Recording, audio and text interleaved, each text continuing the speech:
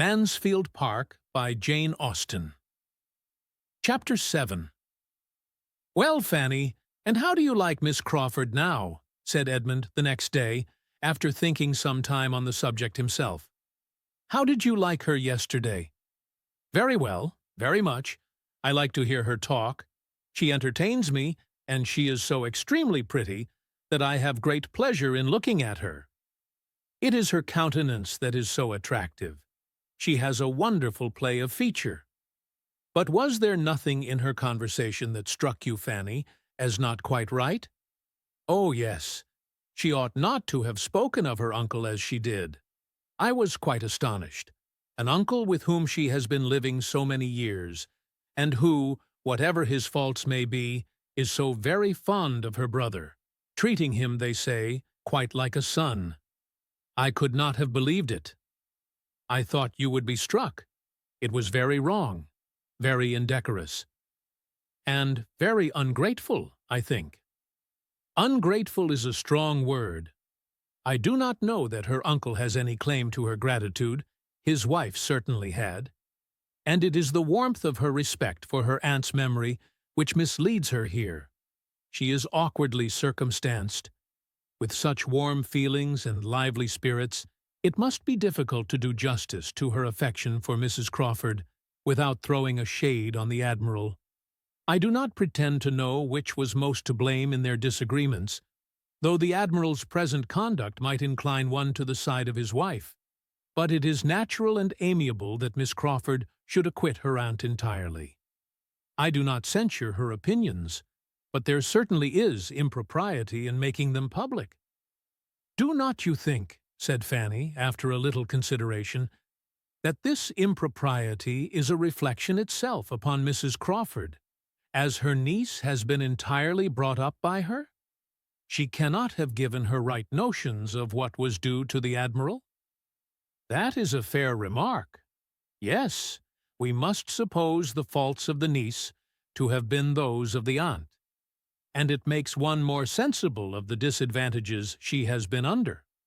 But I think her present home must do her good. Mrs. Grant's manners are just what they ought to be. She speaks of her brother with a very pleasing affection." "Yes, except as to his writing her such short letters. She made me almost laugh. But I cannot rate so very highly the love or good nature of a brother who will not give himself the trouble of writing anything worth reading to his sisters when they are separated. I am sure William would never have used me so, under any circumstances. And what right had she to suppose that you would not write long letters when you were absent? The right of a lively mind, Fanny, seizing whatever may contribute to its own amusement or that of others, perfectly allowable when untinctured by ill humor or roughness, and there is not a shadow of either in the countenance or manner of Miss Crawford. Nothing sharp, or loud, or coarse. She is perfectly feminine, except in the instances we have been speaking of. There she cannot be justified. I am glad you saw it all as I did." Having formed her mind and gained her affections, he had a good chance of her thinking like him, though at this period, and on this subject, there began now to be some danger of dissimilarity, for he was in a line of admiration of Miss Crawford, which might lead him where Fanny could not follow. Miss Crawford's attractions did not lessen. The harp arrived, and rather added to her beauty, wit, and good humor. For she played with the greatest obligingness, with an expression and taste which were peculiarly becoming, and there was something clever to be said at the close of every air. Edmund was at the parsonage every day, to be indulged with his favorite instrument. One morning secured an invitation for the next, for the lady could not be unwilling to have a listener, and everything was soon in a fair train. A young woman, pretty, lively, with a harp as elegant as herself, and both placed near a window, cut down to the ground, and opening on a little lawn, surrounded by shrubs in the rich foliage of summer, was enough to catch any man's heart. The season, the scene, the air, were all favorable to tenderness and sentiment. Mrs. Grant and her tambour frame were not without their use. It was all in harmony, and as everything will turn to account when love is once set going, even the sandwich tray and Dr. Grant doing the honors of it were worth looking at. Without studying the business, however, or knowing what he was about, Edmund was beginning, at the end of a week of such intercourse, to be a good deal in love. And to the credit of the lady it may be added that, without his being a man of the world or an elder brother, without any of the arts of flattery or the gaieties of small talk, he began to be agreeable to her. She felt it to be so, though she had not foreseen, and could hardly understand it. For he was not pleasant by any common rule. He talked no nonsense. He paid no compliments. His opinions were unbending, his attentions tranquil and simple. There was a charm, perhaps, in his sincerity, his steadiness, his integrity, which Miss Crawford might be equal to feel, though not equal to discuss with herself. She did not think very much about it, however. He pleased her for the present. She liked to have him near her. It was enough. Fanny could not wonder that Edmund was at the parsonage every morning. She would gladly have been there too, might she have gone in uninvited and unnoticed to hear the harp. Neither could she wonder that, when the evening stroll was over and the two families parted again, he should think it right to attend Mrs. Grant and her sister to their home, while Mr. Crawford was devoted to the ladies of the park. But she thought it a very bad exchange, and if Edmund were not there to mix the wine and water for her, would rather go without it than not. She was a little surprised that he could spend so many hours with Miss Crawford and not see more of the sort of fault which he had already observed, and of which she was almost always reminded by a something of the same nature whenever she was in her company. But so it was. Edmund was fond of speaking to her of Miss Crawford, but he seemed to think it enough that the Admiral had since been spared, and she scrupled to point out her own remarks to him, lest it should appear like ill nature. The first actual pain which Miss Crawford occasioned her was the consequence of an inclination to learn to ride, which the former caught, soon after her being settled at Mansfield, from the example of the young ladies at the park, and which, when Edmund's acquaintance with her increased, led to his encouraging the wish, and the offer of his own quiet mare for the purpose of her first attempts, as the best fitted for a beginner that either stable could furnish. No pain, no injury, however, was designed by him to his cousin in this offer. She was not to lose a day's exercise by it. The mare was only to be taken down to the parsonage half an hour before her ride were to begin, and Fanny, on its being first proposed, so far from feeling slighted, was almost overpowered with gratitude that he should be asking her leave for it. Miss Crawford made her first essay with great credit to herself, and no inconvenience to Fanny. Edmund, who had taken down the mare and presided at the whole, returned with it in excellent time, before either Fanny or the steady old coachman, who always attended her when she rode without her cousins, were ready to set forward. The second day's trial was not so guiltless. Miss Crawford's enjoyment of riding was such that she did not know how to leave off. Active and fearless, and though rather small, strongly made, she seemed formed for a horsewoman. And to the pure genuine pleasure of the exercise, something was probably added in Edmund's attendance and instructions, and something more in the conviction of very much surpassing her sex in general by her early progress, to make her unwilling to dismount. Fanny was ready and waiting, and Mrs. Norris was beginning to scold her for not being gone, and still no horse was announced. No Edmund appeared. To avoid her aunt and look for him, she went out. The houses, though scarcely half a mile apart, were not within sight of each other. But, by walking 50 yards from the hall door, she could look down the park and command a view of the parsonage and all its domains, gently rising beyond the village road, and, in Dr. Grant's meadow, she immediately saw the group, Edmund and Miss Crawford, both on horseback, riding side by side, Dr. and Mrs. Grant and Mr. Crawford, with 2 or 3 grooms, standing about and looking on.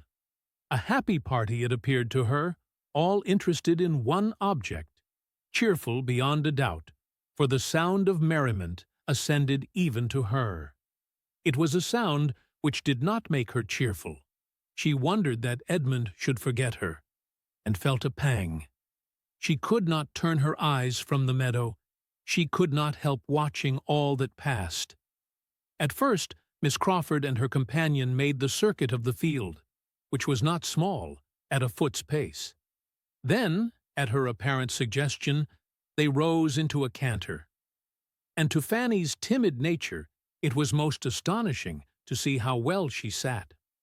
After a few minutes, they stopped entirely. Edmund was close to her. He was speaking to her. He was evidently directing her management of the bridle. He had hold of her hand. She saw it, or the imagination supplied what the eye could not reach.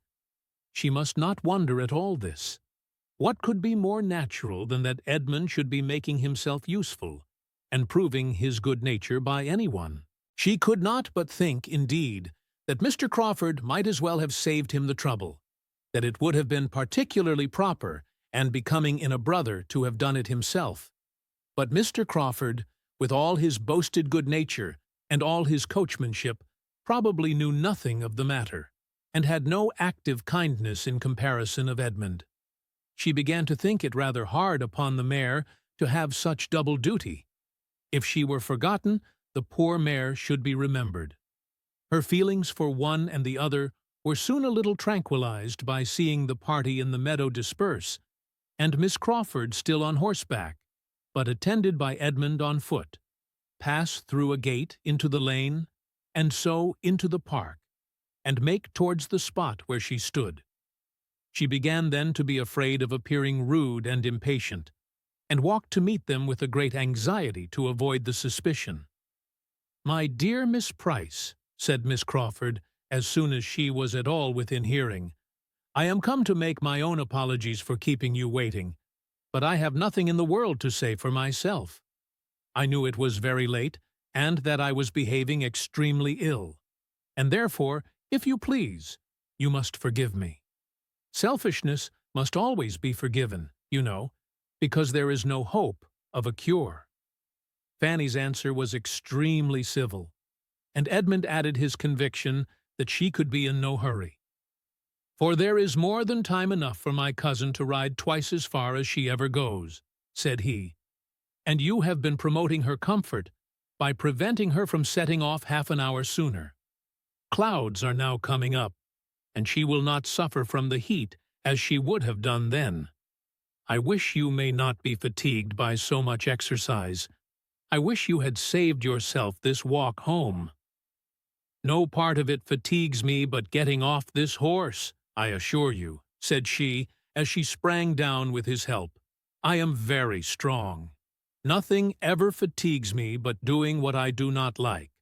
Miss Price, I give way to you with a very bad grace, but I sincerely hope you will have a pleasant ride, and that I may have nothing but good to hear of this dear, delightful, beautiful animal." The old coachman, who had been waiting about with his own horse, now joining them, Fanny was lifted on hers, and they set off across another part of the park. Her feelings of discomfort not lightened by seeing, as she looked back, that the others were walking down the hill together to the village. Nor did her attendant do her much good by his comments on Miss Crawford's great cleverness as a horsewoman, which he had been watching with an interest almost equal to her own. "It is a pleasure to see a lady with such a good heart for riding," said he. "I never see one sit a horse better. She did not seem to have a thought of fear. Very different from you, miss, when you first began, 6 years ago, come next Easter. Lord bless you, how you did tremble when Sir Thomas first had you put on." In the drawing-room, Miss Crawford was also celebrated. Her merit, in being gifted by nature with strength and courage, was fully appreciated by the Miss Bertrams. Her delight in riding was like their own. Her early excellence in it was like their own, and they had great pleasure in praising it. "I was sure she would ride well," said Julia. "She has the make for it. Her figure is as neat as her brother's." "Yes," added Maria, "and her spirits are as good, and she has the same energy of character. I cannot but think that good horsemanship has a great deal to do with the mind." When they parted at night, Edmund asked Fanny whether she meant to ride the next day. "No, I do not know. Not if you want the mare," was her answer. "I do not want her at all for myself," said he. "But whenever you are next inclined to stay at home, I think Miss Crawford would be glad to have her a longer time, for a whole morning in short. She has a great desire to get as far as Mansfield Common. Mrs. Grant has been telling her of its fine views, and I have no doubt of her being perfectly equal to it. But any morning will do for this. She would be extremely sorry to interfere with you. It would be very wrong if she did. She rides only for pleasure, you for health." "I shall not ride tomorrow, certainly," said Fanny. "I have been out very often lately, and would rather stay at home. You know I am strong enough now to walk very well." Edmund looked pleased, which must be Fanny's comfort, and the ride to Mansfield Common took place the next morning. The party included all the young people but herself, and was much enjoyed at the time, and doubly enjoyed again in the evening discussion. A successful scheme of this sort generally brings on another, and the having been to Mansfield Common disposed them all for going somewhere else the day after. There were many other views to be shown, and though the weather was hot, there were shady lanes wherever they wanted to go. A young party is always provided with a shady lane. 4 fine mornings successively were spent in this manner, in showing the Crawfords the country, and doing the honors of its finest spots. Everything answered. It was all gaiety and good humor, the heat only supplying inconvenience enough to be talked of with pleasure, till the 4th day, when the happiness of one of the party was exceedingly clouded. Miss Bertram was the one. Edmund and Julia were invited to dine at the parsonage, and she was excluded. It was meant and done by Mrs. Grant, with perfect good humor on Mr. Rushworth's account, who was partly expected at the park that day, but it was felt as a very grievous injury, and her good manners were severely taxed to conceal her vexation and anger till she reached home. As Mr. Rushworth did not come, the injury was increased, and she had not even the relief of showing her power over him. She could only be sullen to her mother, aunt, and cousin, and throw as great a gloom as possible over their dinner and dessert. Between 10 and 11, Edmund and Julia walked into the drawing-room, fresh with the evening air, glowing and cheerful, the very reverse of what they found in the 3 ladies sitting there, for Maria would scarcely raise her eyes from her book, and Lady Bertram was half asleep, and even Mrs. Norris, discomposed by her niece's ill humor, and having asked 1 or 2 questions about the dinner, which were not immediately attended to, seemed almost determined to say no more. For a few minutes the brother and sister were too eager in their praise of the night and their remarks on the stars to think beyond themselves. But when the first pause came, Edmund, looking around, said, "But where is Fanny? Is she gone to bed?" "No, not that I know of," replied Mrs. Norris. "She was here a moment ago." Her own gentle voice, speaking from the other end of the room, which was a very long one, told them that she was on the sofa. Mrs. Norris began scolding. "That is a very foolish trick, Fanny, to be idling away all the evening upon a sofa. Why cannot you come and sit here and employ yourself as we do? If you have no work of your own, I can supply you from the poor basket. There is all the new calico that was bought last week, not touched yet. I am sure I almost broke my back by cutting it out. You should learn to think of other people, and, take my word for it, It is a shocking trick for a young person to be always lolling upon a sofa. Before half this was said, Fanny was returned to her seat at the table, and had taken up her work again.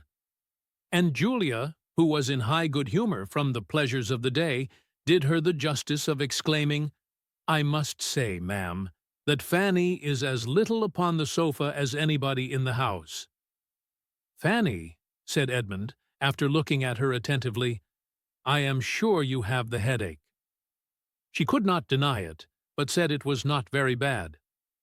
"I can hardly believe you," he replied. "I know your looks too well. How long have you had it?" "Since a little before dinner. It is nothing but the heat." "Did you go out in the heat?" "Go out? To be sure she did," said Mrs. Norris. "Would you have her stay within such a fine day as this? Were not we all out? Even your mother was out today for above an hour." "Yes, indeed, Edmund," added her ladyship, who had been thoroughly awakened by Mrs. Norris's sharp reprimand to Fanny. "I was out above an hour. I sat 3/4 of an hour in the flower garden, while Fanny cut the roses, and very pleasant it was, I assure you, but very hot. It was shady enough in the alcove, but I declare I quite dreaded the coming home again." "Fanny has been cutting roses, has she?" "Yes, and I am afraid they will be the last this year. Poor thing! She found it hot enough, but they were so full-blown that one could not wait." "There was no help for it, certainly," rejoined Mrs. Norris, in a rather softened voice. "But I question whether her headache might not be caught then, sister. There is nothing so likely to give it as standing and stooping in a hot sun, but I dare say it will be well tomorrow. Suppose you let her have your aromatic vinegar. I always forget to have mine filled." "She has got it," said Lady Bertram. "She has had it ever since she came back from your house the second time." "What?" cried Edmund. "Has she been walking as well as cutting roses? Walking across the hot park to your house, and doing it twice, ma'am? No wonder her head aches." Mrs. Norris was talking to Julia, and did not hear. "I was afraid it would be too much for her," said Lady Bertram, "but when the roses were gathered, your aunt wished to have them, and then you know they must be taken home." "But were there roses enough to oblige her to go twice?" "No, but they were to be put into the spare room to dry, and, unluckily, Fanny forgot to lock the door of the room and bring away the key, so she was obliged to go again." Edmund got up and walked about the room, saying, "And could nobody be employed on such an errand but Fanny? Upon my word, ma'am, it has been a very ill-managed business." "I am sure I do not know how it was to have been done better," cried Mrs. Norris, unable to be longer deaf. "Unless I had gone myself, indeed. But I cannot be in two places at once. And I was talking to Mr. Green at that very time about your mother's dairymaid, by her desire, and had promised John Groom to write to Mrs. Jeffreys about his son, and the poor fellow was waiting for me half an hour. I think nobody can justly accuse me of sparing myself upon any occasion, but really I cannot do everything at once. And as for Fanny's just stepping down to my house for me, it is not much above 1/4 of a mile. I cannot think I was unreasonable to ask it. How often do I pace it 3 times a day, early and late, aye, and in all weathers too, and say nothing about it. I wish Fanny had half your strength, ma'am. If Fanny would be more regular in her exercise, she would not be knocked up so soon. She has not been out on horseback now this long while, and I am persuaded that when she does not ride, she ought to walk. If she had been riding before, I should not have asked it of her. But I thought it would rather do her good, after being stooping among the roses. For there is nothing so refreshing as a walk after a fatigue of that kind. And though the sun was strong, it was not so very hot. Between ourselves, Edmund, nodding significantly at his mother, it was cutting the roses and dawdling about in the flower garden that did the mischief. "I am afraid it was, indeed," said the more candid Lady Bertram, who had overheard her. "I am very much afraid she caught the headache there, for the heat was enough to kill anybody. It was as much as I could bear myself. Sitting and calling to Pug, and trying to keep him from the flower beds, was almost too much for me." Edmund said no more to either lady, but going quietly to another table, on which the supper tray yet remained, brought a glass of Madeira to Fanny, and obliged her to drink the greater part. She wished to be able to decline it, but the tears, which a variety of feelings created, made it easier to swallow than to speak. Vexed as Edmund was with his mother and aunt, he was still more angry with himself. His own forgetfulness of her was worse than anything which they had done. Nothing of this would have happened had she been properly considered. But she had been left 4 days together, without any choice of companions or exercise, and without any excuse for avoiding whatever her unreasonable aunts might require. He was ashamed to think that for 4 days together she had not had the power of riding, and very seriously resolved, however unwilling he must be to check a pleasure of Miss Crawford's, that it should never happen again. Fanny went to bed, with her heart as full as on the first evening of her arrival at the park. The state of her spirits had probably had its share in her indisposition, for she had been feeling neglected, and been struggling against discontent and envy for some days past. As she leant on the sofa, to which she had retreated that she might not be seen, the pain of her mind had been much beyond that in her head, and the sudden change which Edmund's kindness had then occasioned made her hardly know how to support herself.